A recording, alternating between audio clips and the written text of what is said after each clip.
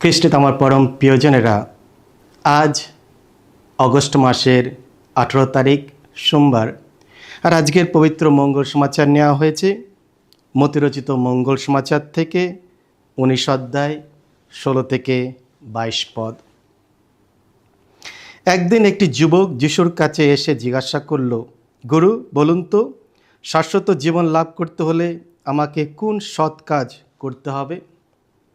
যিশু উত্তর দিলেন, যা সৎ সে সম্বন্ধে আমাকে জিজ্ঞাসা করছো কেন? সৎ বলতে একজনই আছেন। জীবন রাজ্যে যদি প্রবেশ করতে চাও তাহলে তুমি ঐশ্ব আজ্ঞাগুলি পালন করে চলো। যুবকটি জিজ্ঞাসা করল, কিন্তু কোন কোন আজ্ঞা? যিশু উত্তর দিলেন, এই আজ্ঞাগুলি: তুমি নরহত্যা করবে না, ব্যভিচার করবে না, চুরি করবে না, মিথ্যা সাক্ষ্য দেবে না, তুমি পিতামাতাকে সম্মান করবে, আর তোমার প্রতিবেশীকে তুমি নিজের মতোই ভালোবাসবে। যুবকটি তখন যিশুকে বলল, এইসব আজ্ঞা আমি তো মেনেই আসছি, আমার আর কি করতে বাকি আছে? যিশু তাকে বললেন, যদি আত্মিক পূর্ণতা লাভ করতে চাও তাহলে এখন যাও, তোমার যা কিছু আছে সবই বিক্রি করে দাও, আর সেই টাকাটা গরিবদেরই দিয়ে দাও।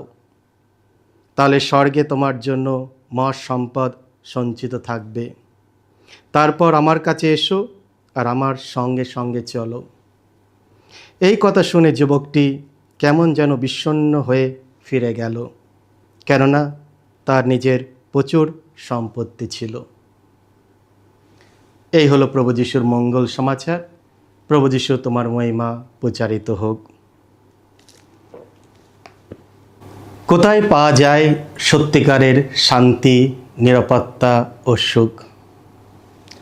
খ্রিস্টে আমার পরম প্রিয়জনেরা, আজকে আমরা মঙ্গল সমাচারে দেখলাম একজন যুবক, যিনি পৃথিবীর দেওয়া সব কিছুই পেয়েছিলেন, ধন সম্পদ, মর্যাদা ও নিরাপত্তা। তিনি যিশুর কাছে এলেন কারণ তার জীবনের কিছু অভাব ছিল। তিনি এমন এক স্থায়ী শান্তি ও আনন্দ চেয়েছিলেন যার অর্থ কিংবা সম্পদ দিয়ে পাওয়া যায় না। কিন্তু তিনি যে উত্তর যিশুর কাছ থেকে পেলেন তা তার প্রত্যাশিত মতো ছিল না। যিশু কি বললেন তাকে? যদি আত্মিক পূর্ণতা লাভ করতে চাও তাহলে এখন যাও, তোমার যা কিছু আছে সবই বিক্রি করে দাও, আর সেই টাকাটা গরিবদের দিয়ে দাও। আমরা লক্ষ্য করি সেই যুবক ছেলেটি বিষণ্ণ হয়ে চলে গেলেন।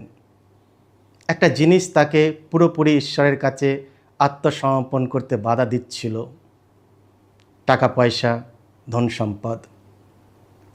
বস্তুগতভাবে তার কোনো অভাব ছিল না, তবু তিনি যা পেয়েছিলেন তার প্রতি তার আসক্ত হয়ে ছিলেন। তিনি তার আশা ও নিরাপত্তা স্থাপন করেছিলেন সম্পদের ওপর। তাই যখন যিশু তাকে আহ্বান করলেন যেন ঈশ্বর তার একমাত্র সম্পদ হন, তখন তিনি বিষণ্ণ হয়ে পড়লেন। তোমার কাছে সবচেয়ে মূল্যবান ধন সম্পদ কী? কেন যুবক ছেলেটি তিনি যিশুর কাছ থেকে দুঃখ নিয়ে ফিরে গেলেন, আনন্দ নিয়ে নয়? কারণ তার সম্পদ ও সুখের আশা ভুল জায়গায় স্থাপিত হয়েছিল। ধন সম্পদের সঙ্গে হৃদয়ের গভীর সম্পর্ক থাকে। যিশু বলেছিলেন, যেখানে তোমার ধন সম্পদ সেইখানে থাকবে তোমার মন। মতি 6:21। আমাদের আকাঙ্ক্ষা, ইচ্ছা ও মনোযোগ যেখানে স্থির হয় সেটি আমাদের প্রকৃত ধন হয়ে দাঁড়ায়। কিন্তু প্রভু নিজেই আমাদের সর্বশ্রেষ্ঠ ধন সম্পদ। তাকে পেতে গিয়ে যদি অন্য কিছু ত্যাগ করতে হয় তবু তা শোকের নয়, বরং সর্বোচ্চ আনন্দের কারণ। যিশুর সেই উপমা মনে করো যেখানে তিনি লুকানো ধন সম্পদের কথা বলেছিলেন। একজন মানুষ সেই ধন পাওয়ার জন্য নিজের সব কিছু বিক্রি করেছিল। সব কিছু বিক্রি করা অনেক রূপ নিতে পারে: আমাদের বন্ধু, চাকরি, জীবনযাপন কিংবা অবসর কাটানোর ধরন। আসক্তি ও ভয় আমাদের আনন্দ ও পরিপূর্ণ জীবন কেড়ে নেয়। যুবকটির হৃদয় আসক্ত ছিল বলে যিশু তাকে চ্যালেঞ্জ করেছিলেন। তিনি অন্যকে দেওয়ার ব্যাপারে ভীতু ছিলেন, কারণ আশঙ্কা ছিল যে তিনি যা অর্জন করেছেন তা হারাতে পারেন। কিন্তু যারা ঈশ্বর ও অন্যদের প্রতি উদার, তারা বুঝতে পারেন যে উদারতায় ঈশ্বরকে কেউ হারাতে পারে না।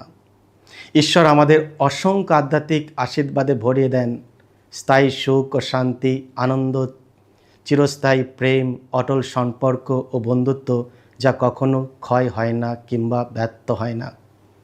এইসব আশীর্বাদ সাময়িক বস্তুগত আনন্দের চেয়ে অনেক গুণে শ্রেষ্ঠ। কেবল ঈশ্বর আমাদের হৃদয়ে গভীরতম আকাঙ্ক্ষা ও তৃষ্ণাকে পূর্ণ করতে পারেন। তুমি কি প্রস্তুত এমন কিছু তোমার জীবন থেকে ত্যাগ করতে যা তোমাকে যিশুর সঙ্গে চিরস্থায়ী আনন্দ লাভ করতে বাধা সৃষ্টি করে? এসো আমরা নিজেদের দিকে তাকাই, নিজেকে প্রশ্ন করি, আমি কি সত্যিই প্রভুকে অনুসরণ করতে প্রস্তুত? আমি কি সত্যিই আমার জীবনে যা কিছু বাধা বিঘ্ন সৃষ্টি করে, যা কিছু প্রভুর কাছ থেকে দূরে সরে নিয়ে যায়, সেই সব বর্জন করতে আমি কি সত্যিই তৈরি? এসো আমরা একে অপরের জন্য প্রার্থনা করি, যাতে আমরা সত্যিই প্রভুকে আমাদের হৃদয়ে স্থান দিই, তাকে সর্বোচ্চ ধন সম্পদ বলে গ্রহণ করি।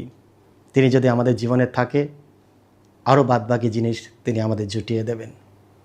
এসো প্রার্থনা করি। প্রভু যিশু, কেবল তুমি আমাদের হৃদয়ের গভীরতম তৃষ্ণা ও আকাঙ্ক্ষা, যা তুমি পূর্ণ করতে পারো সবসময়। তোমার সঙ্গে তুলনা করার মতো অন্য কোনো ধন সম্পদ নেই। আমাকে সমস্ত অসন্তোষ, আসক্তি, লোভ ও স্বার্থপরতা থেকে মুক্ত রাখো, যেন আমি আনন্দে তোমাকে গ্রহণ করতে পারি।